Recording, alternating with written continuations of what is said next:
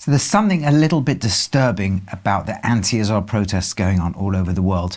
And that is quite simply, I think everybody knows that if Israel wasn't involved and anybody else was fighting the Hamas in Gaza, you'd be lucky if you get 200 people on the streets for any protest anywhere in the world. Russia and Chechnya, with those Muslims being slaughtered, maybe 200,000 civilians were killed, and the Russians were not taking any attempt to avoid civilian casualties. I don't know, did we have a few dozen, few hundred protests here and there? You know, even what's going on in Ukraine. We had at one point some nice lights on buildings. So you won't get regular protests of more than a few dozen people. What's happening with the Uyghurs in China? What's happening when Syria was 14 million people thrown out of their homes, hundreds of thousands killed? Now, a lot of people felt bothered and upset, obviously, right? But you don't get 100,000 raging guys on the street unless the Jews are involved in the conflict. I'm sorry to put it that brutally, but that's the truth. And in fact, you don't even need there to be lots of civilian casualties. Just take in May 2021, we had organized estimated 180,000 people protesting in the streets of London because there were 250 civilians. 250 people lost their lives. Israel says 200 of them were actually Hamas fighters. The Palestinians say maybe it was only 100. So for that 150 civilians, we had 180,000 people screaming jihadi screams all over. What is it about the Jews that provokes this horrific mass, this trigger? You ask anyone there, why are you there? Oh, it's civilian casualties. What is it that will get 180,000 people to travel from all over the country? And they'll include radical communists and Corbynites and radical right-wing and radical jihadis and radicals from all over coming together. What is it that will make them come? It's Israel, because Israel's a Jewish state. And that, unfortunately, is not new. Now, you might not like what Israel's doing in the conflict, but no one can argue that Israel wasn't provoked, that it isn't at tremendous risk as a country. It's got a jihadi organization sitting on its borders that has explicitly said it wants to do it again and again and again and endanger millions of civilians. I don't think any sane person can think Israel doesn't have a moral obligation to try and go in and fight Hamas. You might not like the way it's doing it, right? But you can't compare it to China with the Uyghurs or Syria with its own citizens or Russia with the Chechens. You can't even begin to get in the same league. And Israel's worked so hard for the last 2 weeks and successfully evacuated 1 million out of the 1.1 million civilians that Hamas has tried to use as human shields. So the worst attack and the worst things you could say about Israel possible, right, would pale compared to pretty much any conflict that's ever happened anywhere in dense urban environments. And yet those other conflicts can get a few dozen people. Israel, it's the hundreds of thousands of raging, screaming people hurling the worst possible insults, which they always do.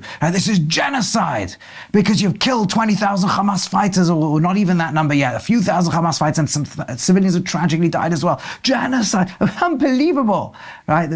And that tragically has been the story of Jewish history. You see, anti-Semitism, the world's oldest and longest hatred, has almost never been people getting up there saying, we hate the Jews.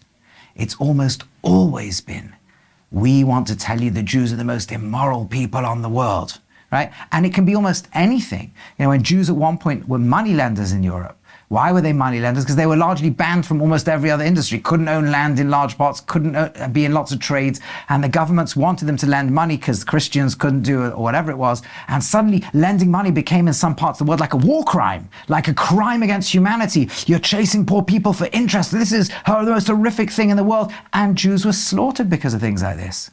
Except that when Jews stopped being the money lenders and others took over, like Italian banking families, suddenly it's a part of economic life. We don't have pogroms against Italian banking families. Or when Europe became less religious, so now religious anti-Semitism's gone, now we love the Jews. No, now you're the people who don't have a nation state. And these people without nation states are scrounging around in every country, and that's why we hate you and have to get rid of you. That's why in history Jews have been expelled from 83 countries. A fate no other people's ever had to go through. Now we hate you because you don't have a land. Says Herzl, I got the solution. There's our old homeland. It's sitting half empty under the Ottoman Empire, which is beginning to crumble. Let's just go back there. There's anyway lots of Jews migrating there. No one will hate us. That's what they're telling us. Oh no, now we hate you because you went to the land. Maybe it was somebody else's land. It's an incredible thing. You're occupying other people's territory. It was a defensive war, 1967. 14 armies came to destroy us, and we drove them back and offered the land back for peace time and again. No! You're occupying that land. But they said no to the peace, which we're happy to withdraw if there'll be peace. No, your occupation suddenly became a crime against humanity. Notice Not when China's occupying Tibet and Uyghur lands and so on. Not when Russia's occupying all sorts of things. Not when Morocco's occupying southern Sahara. Not when the Kurds are being occupied by the Turks and by Turkey and Iran and Iraq and Syria, being horrifically treated brutally. No, but there's one war crime in the world, Israel, which is stuck in the West Bank until such time as it can get a peace treaty and withdraw. That's the crime against humanity. Even Gaza, amazingly, people call it occupied. It's a new definition of occupation. Everywhere else in the world, to be an occupier, you actually have to be there on the ground, running people's lives. Israel's the only place that can completely withdraw from a territory and not be involved at all in day-to-day life, and it's still officially occupying. So why is there always a weird standard that Jews are held to? Why is it that whatever Jews are doing in the world, someone will declare a war crime? Why is it that Israel's the only state in the Middle East that will be called apartheid, when actually almost every other state in the Middle East is apartheid, and Israel's the only non-apartheid state in the Middle East? Israel is the only state where no matter what your race, no matter what your religion or lack thereof, you can vote equally, you can have representatives in the parliament, you can have people on the Supreme Court, you have Muslim Arab judge on the Supreme Court, Muslim Arabs in the Knesset, in the parliament, and every vote counts equally, and everyone gets the same right to go to the same universities and the same jobs, and so on. No other state in the Middle East has that. Every other state in the Middle East is apartheid except Israel. And that's the one that gets labeled apartheid. So the study of anti-Semitism is complex and full of dozens of papers all over the world, but there's one common theme, and it's this, is that for some reason the darkest ideologies in the world, be them on the extreme right at the Nazi racist edges, or be they on the extreme left at the communist and anti-state and anti-Western world, they always obsess about hating the Jew. Be they the extreme anti-all religion, be they the extreme radical jihadis, they will always obsess about hating the Jew. Whether it's a Hitler or his arch nemesis Stalin, whether it's Al-Qaeda or whether it's the modern Nazis, they'll all agree on one thing, that we have to hate the Jew. And when we see that the darkest forces in humanity and the darkest parts of human nature always try to hate the Jew, when darkness always finds an enemy in us, it raises the question of maybe there's something light that they hate. Darkness hates light. Maybe there's something about Judaism and Jewishness that evil hates. And that can feel terrifying as a Jew. That can feel, many Jews we're trying to get away from all this Jewish stuff, or at least we just want to be like everyone else. Why does darkness have to always come and hate us? And you'll see, of course, it is darkness that hates us. And because darkness hates light, darkness hates good. Darkness hates something the Jewish people have always stood for in humanity. And darkness fights by saying, you're not light. Don't make us feel guilty. Don't have this voice of goodness. You know what you are? You're dark. Let's throw the worst accusations at you. You're poisoning the wells in medieval Europe. You murder Christian children, the blood libels of Europe. You are the poor people draining society when we were poor. You are the rich people raping society when we were rich. You are the people without a land when we didn't have a land. You're the people who took the land when we ended up back in the land. You're the people, you're the genocide, every single crime you could possibly imagine gets exaggerated and thrown at Jewish people, and has done throughout history, because darkness wants to say, stop shining this light, stop being this light, you're dark as well. And that's why anti-Semitism has always been Jew demonization. If the Jewish people in Israel have to defend themselves, you can promise yourself that no matter how many casualties there are, and this war is going to be much worse than all the others that have been before. This is a war against Hamas's tens of thousands of fighters who are not going to surrender. They're going to fight to the death. So this war is going to have thousands and thousands of casualties, as we've already seen, and probably a lot more. If Hamas is going to have to fight to the death, if that's what they're going to do, they might have to have tens of thousands of their soldiers killed before Israel can possibly be safe and before the Palestinians can be free from them.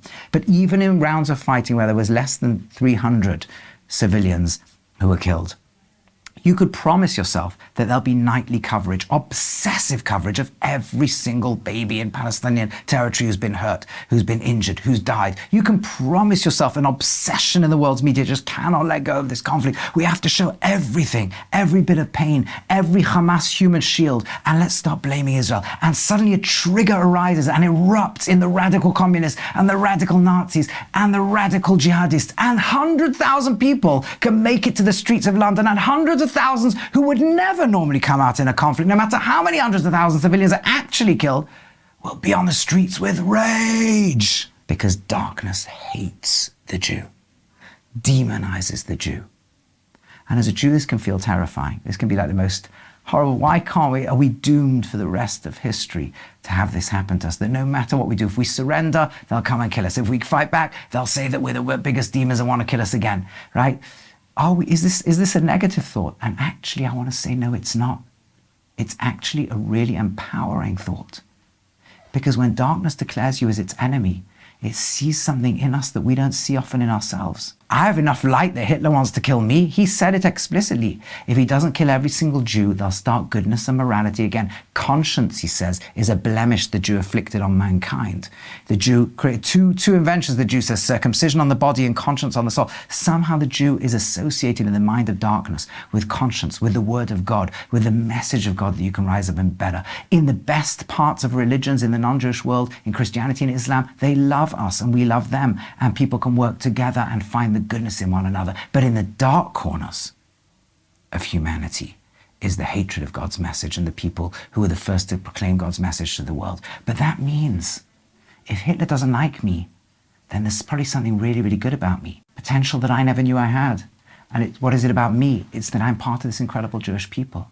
There's a light in the Jewish people that darkness is scared of, that darkness rages against, that motivates anger to come out in the streets with hundreds of thousands. There's something in the Jewish people that is a light that the good of humanity love and the evil in humanity hates.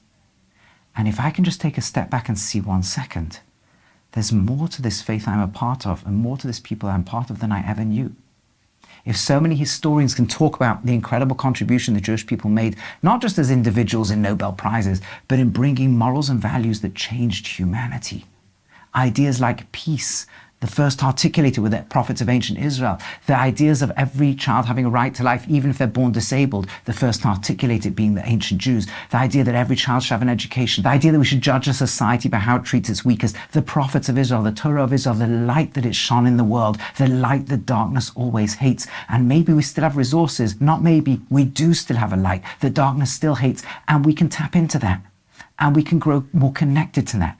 And we can become more Jewish and do more good and more light and more love. And that is the antidote to darkness. When light is shining out of a corner of a room, there's a lot of dark, and the dark wants to come and kill the light.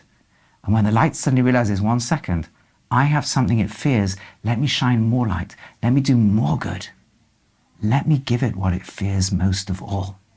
Let me be more human, more good, more Jewish, more connected to God's message, to the message of goodness in the world. Let's do more of that. It suddenly becomes a source of such deep pride. As my wife's grandmother and so many others who went through traumatic things like the Holocaust, she was a survivor. And as she took groups around Poland and they talked about her experience, she said, there's one thing for sure.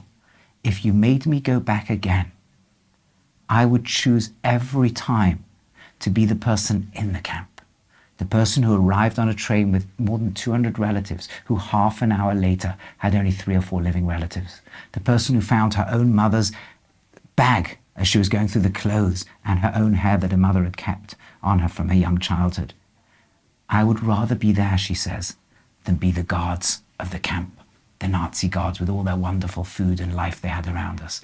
I would rather be the persecuted good than the true perpetrators of evil. I would rather be the ones who all the evil people shout and scream the most horrific slogans at us. And I'd rather be those people of good who darkness hates than be them marching and shrieking on the streets of London, putting horrific stuff up at social media, raging. I would rather be the Jews who are scared of what their future might be in Europe and other parts of the world. I would rather be those Israeli soldiers desperately trying to navigate these little tunnels in Gaza, trying to minimize any civilian deaths while under rain of fire from all sides. I would rather be them than be Hamas. I would rather be them than be the radical jihadis. I would rather be them and be the Nazis. I would rather be them than be all those radical evils who are throwing everything they can against us. And to be clear, as a Jewish people, we don't believe it's just Jews who are good in the world. We don't believe it's just Jews who have a world to come. There's a goodness throughout humanity. There's a place for so many nations to live together in peace and harmony, even in disagreement.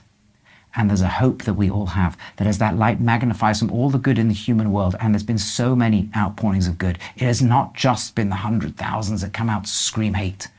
There's been so many voices of good, so many people who really care, so many people bring out light. As that light grows stronger and stronger, even in a dark and terrifying conflict, even in one where everything is a moral maze, as we just try to do what's right, try to do what's good, we pray and we will see, please God, the day when the light outshines the darkness, when those poor Palestinian civilians will be freed from Hamas and all its filth and sickness, when the greatness in Muslims and Christians and believers and non-believers and all over the world, where the light shines, where the call of God shines, that I created you all in the image of God, when the voice of peace shines, and when we can all live together and become one, a humanity that we have been dreaming for thousands of years, the humanity darkness hates, and the humanity that lies at the very soul of the Jewish people. Let's rise up to the occasion, and let's hope that through the little light we bring in this terrible, terrible time, that we'll merit to see such light and goodness when there's no more wars in the world and no more suffering and hatred, and that everything we've been dreaming of for thousands of years, everything the prophets spoke of the world living together in peace, where the wolf shall lie down with the lamb, and nation shall not lift up sword against nation, none shall they learn any more war. May we merit to see that speedily in our days, and in the meantime, where we be so proud to be the people of light, the people that darkness hate, the great traditions of the Jewish people.